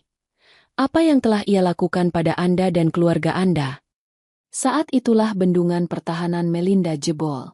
Tapi yang keluar bukanlah air mata keputusasaan, melainkan aliran kata-kata kebenaran yang deras dan kuat. Dia mengambil semuanya. Melinda memulai. Suaranya bergetar namun penuh keyakinan. Dia mengambil kepercayaan ibu saya, lalu uangnya. Dia menggunakan cinta saya dan anak saya sebagai tameng untuk menipu ibu saya. Dia membuat saya percaya bahwa saya tidak berharga, bahwa saya hanya beban. Sementara dia membangun kemewahannya di atas kebaikan hati ibu saya. Dia berbohong pada saya setiap hari selama 14 tahun.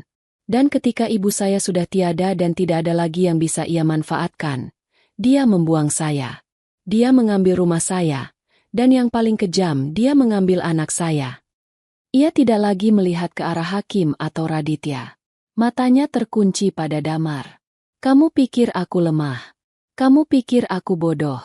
Kamu salah. Kamu hanya meremehkan satu hal. Cinta seorang ibu. Cinta almarhumah ibuku yang meninggalkan semua bukti ini untukku. Dan cintaku pada putriku, Rara, yang memberiku kekuatan untuk duduk di sini hari ini dan melawanmu. Ruang sidang hening. Wajah sombong Damar telah lenyap tak berbekas. Yang tersisa hanyalah seorang pria yang pucat, yang seluruh kebohongannya telah ditelanjangi di depan umum. Ia tidak bisa berkutik, terpojok oleh kesaksian wanita yang pernah ia anggap sebagai properti tak berharganya. Meja hijau itu telah berbalik arah, dan badai kebenaran kini menghantamnya tanpa ampun. Kesaksian Melinda menggantung di udara yang senyap, padat dengan kebenaran yang tak terbantahkan. Setiap kata yang ia ucapkan terasa seperti batu yang dilemparkan ke permukaan danau yang tenang, menciptakan riak yang mengguncang seluruh fondasi pembelaan Damar. Hakim, seorang wanita parubaya yang sejak awal persidangan menunjukkan ekspresi netral yang sulit ditembus, kini menatap Damar dengan sorot mata yang tajam dan penuh penilaian. Para hadirin di barisan belakang saling berbisik, sementara kilatan blitz dari kamera wartawan yang diizinkan meliput di luar pintu seolah menandai momen kejatuhan seorang taipan. Pengacara Damar bangkit dengan wajah yang dipaksakan tenang, mencoba merebut kembali kendali situasi. Keberatan, Yang Mulia. Kesaksian saksi bersifat emosional, subjektif, dan tidak relevan dengan pokok sengketa aset. Raditya, yang masih berdiri di dekat mimbar saksi, menjawab dengan tenang sebelum hakim sempat angkat bicara. Emosi adalah reaksi manusiawi terhadap ketidakadilan, Yang Mulia. Dan penderitaan Ibu Melinda adalah relevansi tertinggi dalam kasus ini, karena penderitaan itulah yang menjadi konsekuensi langsung dari tindak penipuan dan penggelapan yang dilakukan oleh terdakwa. Keberatan ditolak, ujar hakim dengan tegas. Matanya masih tertuju pada Damar. Lanjutkan. Pengacara Damar tampak kelabakan. Ia tahu, momen ini adalah titik balik yang fatal. Ia mencoba melakukan pemeriksaan silang terhadap Melinda, melontarkan pertanyaan-pertanyaan menjebak yang dirancang untuk membuatnya tampak seperti wanita pendendam yang tidak stabil. Ibu Melinda, bukankah benar Anda merasa sakit hati karena Tuan Damar menceraikan Anda demi wanita lain? Tentu saja saya sakit hati, jawab Melinda, suaranya mantap, menatap lurus ke arah sang pengacara. Tapi rasa sakit hati karena perceraian dan tuntutan saya atas hak waris ibu saya adalah dua hal yang berbeda. Yang satu adalah urusan hati, yang satu lagi adalah urusan kejahatan. Kejahatan? Itu kata yang sangat kuat. Apakah Anda punya bukti bahwa Anda dipaksa menandatangani surat cerai atau semacamnya? Raditya berdiri. Keberatan. Pertanyaan tidak relevan. Gugatan ini bukan tentang perceraian, tapi tentang aset milik almarhumah Ibu Anjani. Keberatan diterima, sahut hakim. Pengacara, fokus pada kasus yang sedang disidangkan. Setiap upaya tim pembela Damar untuk menyerang kredibilitas Melinda mental. Argumen mereka menjadi lemah dan berantakan, seperti bangunan yang fondasinya telah dihancurkan. Mereka tidak bisa menyangkal bukti transfer. Mereka tidak bisa membantah kesaksian para kolega bisnis Anjani. Dan mereka tidak bisa menjelaskan mengapa tanda tangan di surat kuasa tampak begitu goyah. Puncak keputusasaan mereka adalah saat mereka memanggil Damar ke mimbar saksi.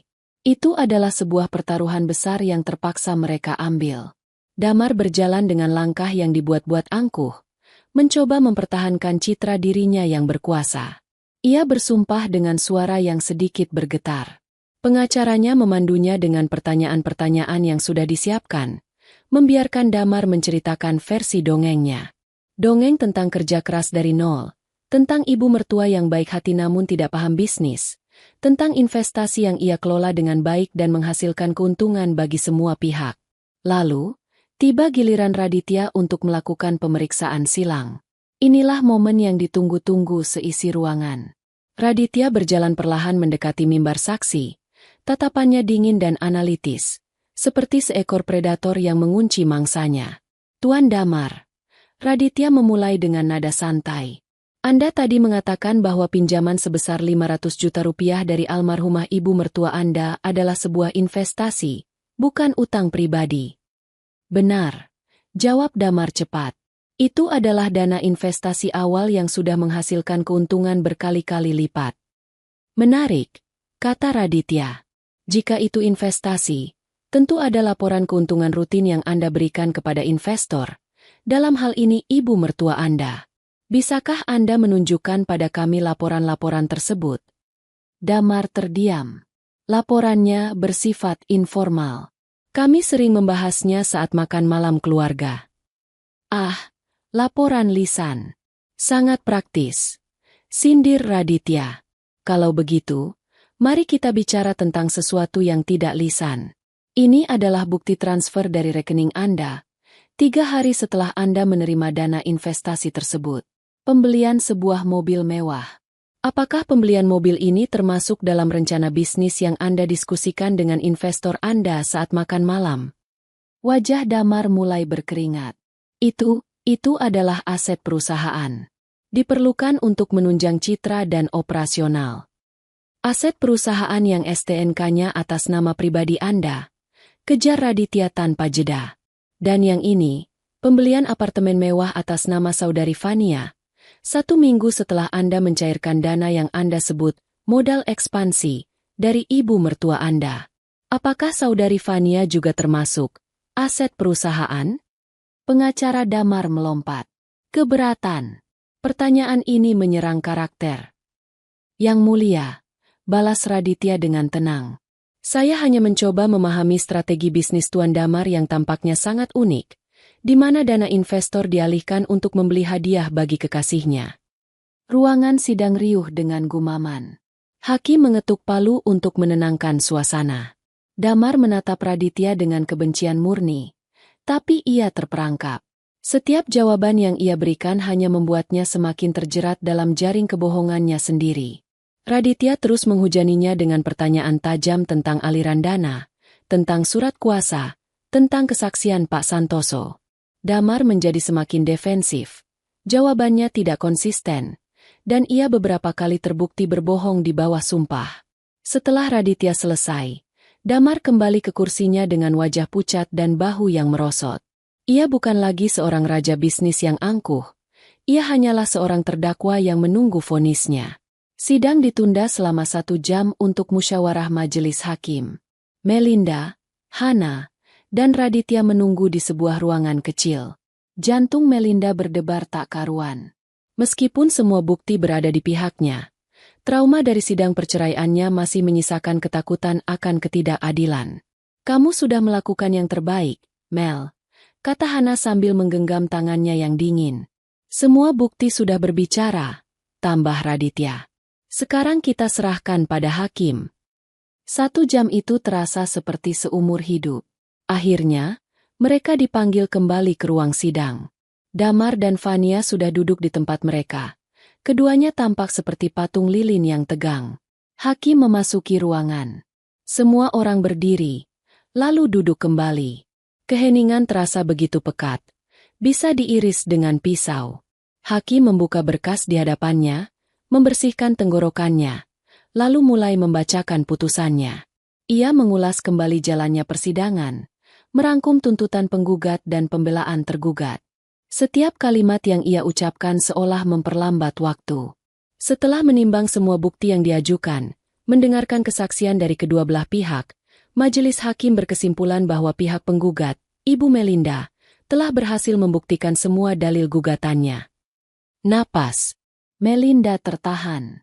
Terbukti secara sah dan meyakinkan bahwa Tuan Damar telah melakukan perbuatan melawan hukum, yaitu penggelapan aset warisan milik almarhumah Ibu Anjani dan penyalahgunaan kepercayaan. Damar menundukkan kepalanya dalam-dalam, menatap kosong ke meja di hadapannya. Hakim melanjutkan, membacakan poin-poin putusan satu persatu.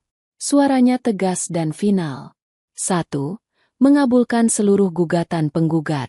2. Menyatakan bahwa seluruh aset yang terdaftar atas nama almarhumah Ibu Anjani, termasuk 7 properti yang sertifikatnya menjadi barang bukti, adalah sah milik ahli waris tunggal, yaitu Melinda. 3. Menghukum Tuan Damar untuk mengembalikan seluruh dana milik almarhumah Ibu Anjani yang telah ia gunakan, dengan total nilai yang akan dihitung oleh tim appraisal pengadilan, selambat-lambatnya 30 hari setelah putusan ini berkekuatan hukum tetap. 4.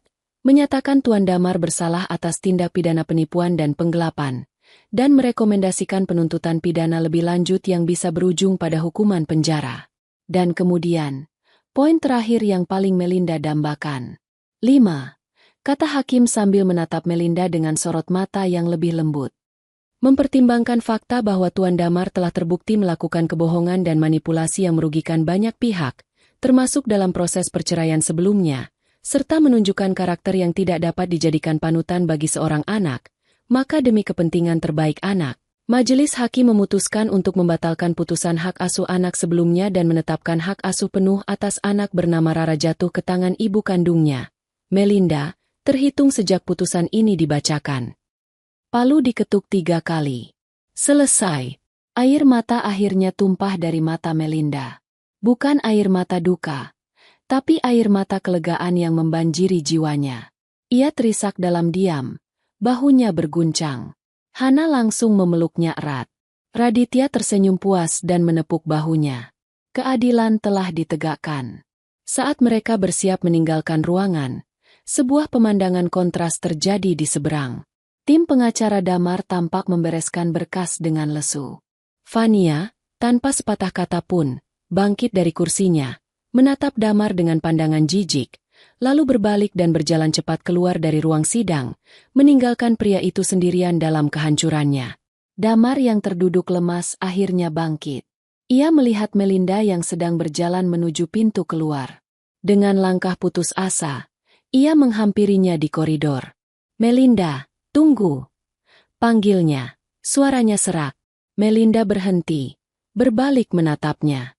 Raditya dan Hana berdiri protektif di sampingnya. "Mel, tolong jangan lakukan ini padaku," mohon Damar. Egonya yang hancur lebur membuatnya tak punya pilihan selain merendah. "Kita bisa bicarakan ini baik-baik. Aku akan berikan apapun yang kamu mau. Tapi jangan penjarakan aku. Pikirkan Rara. Dia butuh seorang ayah." Melinda menatap wajah pria itu. Wajah yang dulu ia puja, lalu ia tangisi, dan kini ia pandang tanpa perasaan apapun selain rasa lega karena telah terbebas. Pria itu masih mencoba memanipulasinya, bahkan di detik-detik terakhir, menggunakan nama Rara sebagai senjatanya. Ia menatap Damar dengan dingin, tatapan yang mematikan semua harapan pria itu.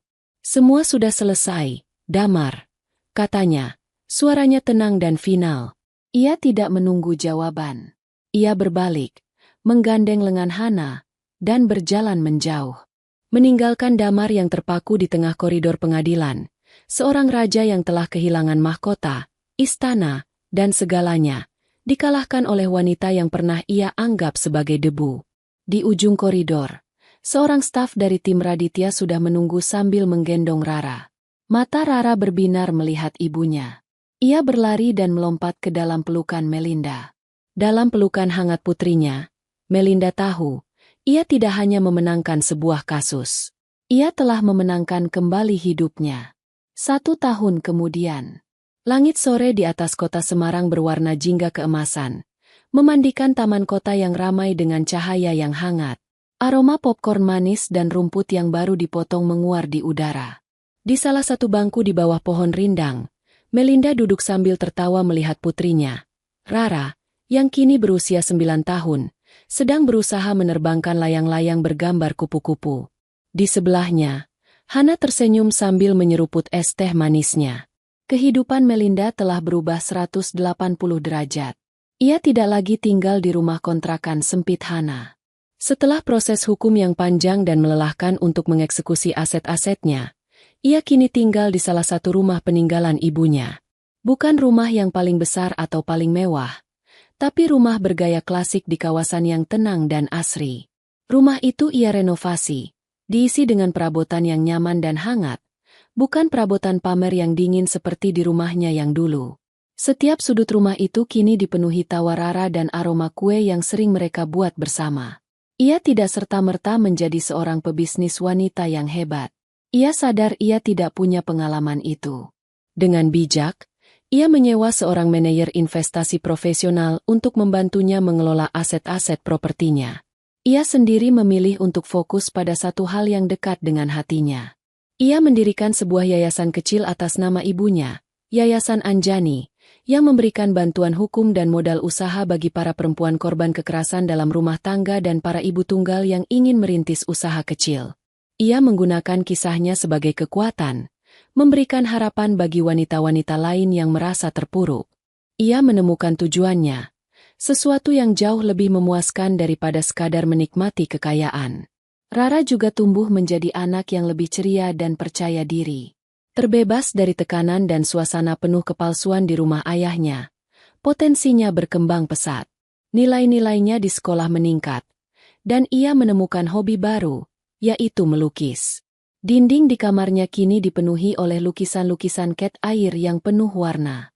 Ikatan antara ibu dan anak itu menjadi begitu kuat, ditempa oleh badai yang telah mereka lalui bersama. "Lihat, Ibu! Lihat! Terbang!" Seru Rara dengan gembira saat layang-layangnya akhirnya berhasil mengangkasa, ditarik oleh angin senja. "Hebat, sayang!" balas Melinda sambil bertepuk tangan. Kebahagiaan murni di wajah Rara adalah pemandangan terindah di dunia baginya. "Kamu terlihat benar-benar bahagia, Mel," kata Hana, menatap sahabatnya dengan tulus. "Berbeda sekali dengan setahun yang lalu." "Aku memang bahagia, Han," jawab Melinda. "Aku merasa utuh. Aku menemukan diriku kembali, atau mungkin aku baru benar-benar menjadi diriku sendiri sekarang. Terima kasih, ya, untuk semuanya." Hana tersenyum. "Aku hanya menyalakan korek api. Kamulah yang meledakkan dinamitnya." Mereka tertawa bersama. Saat itulah, di tengah tawa mereka, pandangan Melinda tak sengaja tertuju ke seberang jalan, ke arah area parkir sebuah ruko yang ramai. Awalnya ia tidak mengenali sosok itu. Seorang pria kurus dengan seragam juru parkir berwarna oranye yang sudah kusam, kulitnya legam terbakar matahari. Ia sedang meniup fluidnya dengan keras. Tangannya sibuk memberi isyarat pada sebuah mobil yang hendak keluar. Lalu, pria itu menoleh sejenak untuk menyeka keringat di dahinya. Dan Melinda mengenalinya. Damet. Waktu seolah melambat. Pria yang dulu selalu tampil necis dengan setelan mahal, yang aroma parfumnya bisa tercium dari jarak beberapa meter, kini berdiri di bawah terik matahari, berteriak-teriak mengatur mobil dengan suara parau. Kerajaan bisnisnya hancur lebur setelah putusan pengadilan. Dihukum untuk membayar ganti rugi yang masif dan menghadapi tuntutan pidana, ia dinyatakan bangkrut. Semua asetnya disita. Ia kehilangan segalanya. Tepat saat Melinda sedang memproses pemandangan itu, sebuah mobil sedan mewah berhenti di tepi jalan, tidak jauh dari tempat Damar berdiri. Pintu penumpang terbuka, dan Vania keluar. Ia tidak lagi mengenakan gaun desainer, tapi penampilannya masih terawat, riasannya tebal. Ia berjalan menghampiri Damar dengan angkuh. Melinda tidak bisa mendengar percakapan mereka, tapi bahasa tubuh mereka sudah menceritakan segalanya. Vania menunjuk-nunjuk wajah Damar. Mulutnya bergerak cepat penuh amarah. Damar mencoba menjawab, tapi Vania mendorongnya dengan kasar. Pertengkaran itu tampak sengit dan memalukan. Terjadi di pinggir jalan yang ramai. Kemudian, pintu pengemudi mobil itu terbuka. Seorang pria parubaya yang berperut buncit dan mengenakan banyak perhiasan emas keluar. Tampak tidak sabar. Ia membukakan pintu belakang untuk Vania. Vania melirik Damar untuk terakhir kalinya dengan tatapan menghina, lalu masuk ke dalam mobil mewah itu dan pergi begitu saja, meninggalkan Damar yang berdiri mematung di tengah debu dan asap knalpot. Melinda menyaksikan seluruh drama itu dalam diam. Ia menyaksikan karma bekerja dengan caranya yang brutal dan efisien. Damar, yang serakah akan harta, kini harus mengemis recehan dari para pemilik mobil. Vania, yang hanya mencintai kemewahan, dengan mudahnya berpindah ke sumber kekayaan yang baru. Mereka mendapatkan akhir yang pantas mereka terima. Hana, yang ikut memperhatikan, berdecih pelan. Lihatlah itu. Dunia memang panggung sandiwara. Melinda tidak merasakan apa-apa. Tidak ada dendam, tidak ada amarah,